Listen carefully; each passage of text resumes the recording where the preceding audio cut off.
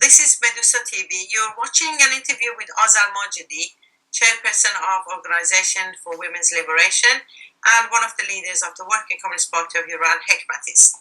In today's program, we're discussing the situation and position of the Labour Party, the British Labour Party, in the aftermath of the referendum to remain or exit European Union. Thanks, Azal, for doing this interview. Thank you. I'm just going to start by a general question. What is actually happening within the Labour Party, considering the fact that there have been some opposition within the members of Parliament against Jeremy Corbyn, but on the other hand, there's been a lot of support from the rank and file and the members of the Labour Party. To put it very briefly, it's a coup d'etat by majority of MPs, Labour MPs, against Jeremy Corbyn. Since Jeremy Corbyn was elected to the leadership of the Labour Party in September with almost 60% of the votes of the members' unions, the majority of the MPs, Labour MPs in the Parliament who are more inclined towards Blairite, New Labour, more to the right, they opposed his leadership. And from day one, the talk of coup d'etat started. Blair talked about it, Campbell talked about it, many different ways they did it. And they were waiting for an opportune moment to organize that. And they thought the referendum time, when people voted to exit, and also Cameron was resigning, it's a good time to do that because there was a chaos politically in the country. Everyone was concerned about the Brexit, and the Prime Minister had resigned. So they could do it by bringing this very stupid argument that he did not defend, he was not passionate enough towards the Remain campaign, and that's why people voted to leave. Started, and then very, very quickly, in over 2 days, 40 people from his shadow cabinet resigned, and then they suggested a vote of no confidence in his leadership, and they voted on last Monday, I think it was. So over 3-4 days, like the result of the referendum was known on Friday, and by Monday or Tuesday, they have already had voted no confidence to his leadership. So they thought they would win, but actually he stood firmly, and 40 MPs who support him, they stood firmly. The same day that they started the coup d'etat, thousands of his supporters walked to the Westminster, protested against the MLPs and MPs, and then in support of Corbyn. So even the media, who's always been against him, could not admitted that he has still a very strong backing from the members. Maybe even it's gone up more than the 60%, because since Corbyn was elected to the leadership, almost 200,000 new members joined the Labour Party, and mostly because of him. And last week, 60,000 new members joined the Labour Party, again, majority to give him a support. So there was no way they could win. And they even talked about who's going to stand against him. And Angela Eagle seemed to be the one. But they have not announced anything yet. I read something that they're waiting for Chilcot report to come out, so Corbyn can take his revenge on Tony Blair. Then they would ask him to resign, and he would. I mean, very childish arguments coming from these MPs. And just one more point, why there's just such sinister conspiracy against him. Angela Eagle came to TV almost crying and said she had to do it. She didn't want to do it, but Corbyn did not answer his calls. And then 2 days later, Independent published that Angela Eagle's website, Angela for Leader, was bought a day before all these things started, like 1 or 2 days before even the referendum. So they had the plans, were cooking, and then it came out like that. So do you think that the Labour Party might split? You've got the Blairites, so to speak, and you've got the Corbynites. Do you think this is a time where the majority who are pro-Corbyn would want to split from the Labour Party, and what consequences would that have in the British politics? Well, it could be. Everyone talks that there could be a split, but at this time it would be stupid for both sides really to split. Why? Because if we have a snap general election in October, then that's different, because there could be a process of deselection and the new MPs would come to the parliament who are mostly pro-Corbyn, and Corbyn could have his own shadow cabinet or maybe even win the election. We don't know. But if there's no snap election and you have to wait till 2020, 170 something MPs are against Corbyn. So if they split, who's going to be the Labour Party is a bit, the majority of the members are with Corbyn, but a big majority of the MPs are against him. And I've read that this majority has sought legal advice to find out whether they can be the Labour Party. I don't know what they have found out. I don't know how the rules work in that way. But this way, who's going to be the Labour Party? Who's going to lead them? And if there is an election, would a Labour like this win the election, or again Conservatives will win? These are all open to not only analysis, but you have to see what happens. But Corbyn has said very firmly, he just published a short video saying that he would stand, he would not betray his supporters, and people are organizing locally for him.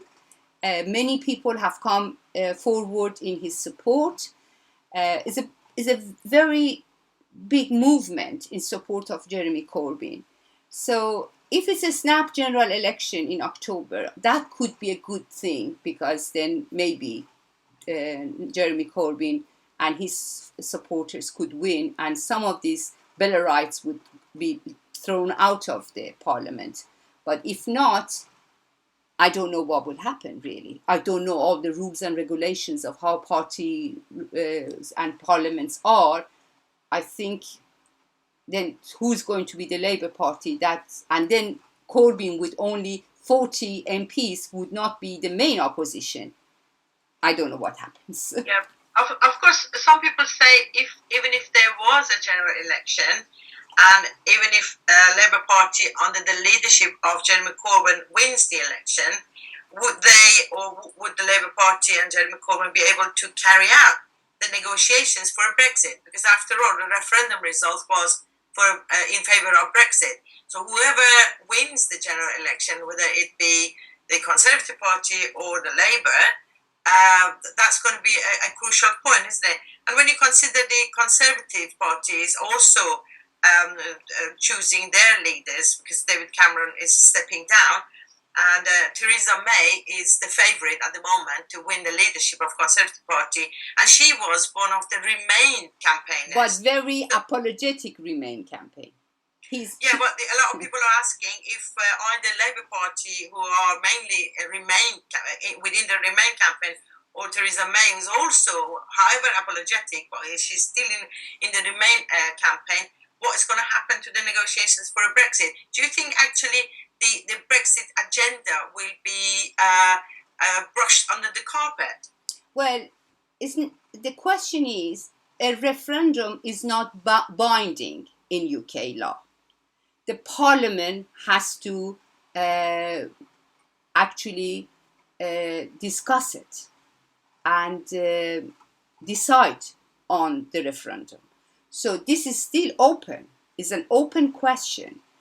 And until UK has revoked the Article 50 of the EU Constitution, Britain is still inside EU. to do that, the parliament has to decide. It's not the government's decision. The parliament has to discuss it, the way I understand it, because it's not binding. And if the general election has the majority of the members against exit, at the moment it's like that too, then we have to see what happens. But you have to also consider that there is a talk about a second referendum from different places. This is thrown out in public. Many people have protested and asking for a second referendum. Some people who voted leave, they are saying that they voted on pack of lies and now they regret their votes. So it's a very chaotic situation now in UK as far as Brexit is concerned. And economically, they're seeing immediately in the aftermath, many things have changed and has had negative impacts on the economy of Britain, like on investment, finances, and what have you. So, to be honest with you, I won't be surprised if they decide to carry on a second referendum. Some people have put it in this kind of formulation that, okay, we decide if we leave, then we have to have a referendum on the conditions of leaving. So they're trying to find out a way to stop that leave. They probably find out. But whoever it is, whether it's Theresa May or Jeremy Corbyn, they have to go and do it.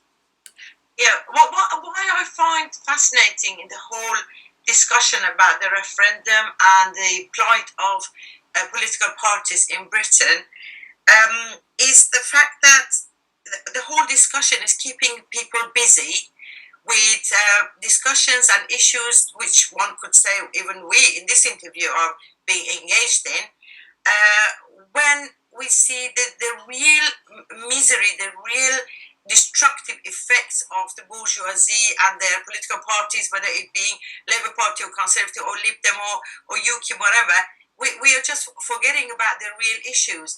And to me, it looks as though the mass media are playing their role, their really traditional role, in diverting people's attention from the main issues in the society. I mean, we talk about Labour Party now in this interview, for example, as though we are trying to analyse who's good, who's bad. But at the end of the day, the Labour Party is the it's a political party, okay, relatively speaking, better than the Conservatives, but at the end of the day, it still is a political party in defence of the interests of the upper class and the bourgeoisie, isn't it? Well, yes, and the final analysis, what you're saying is totally true. And what I was worried about, actually, in something I wrote right after the referendum was, now we have to be careful because the media and the ruling classes are going to use the referendum as Brexit to put more pressure on people. And exactly that happened.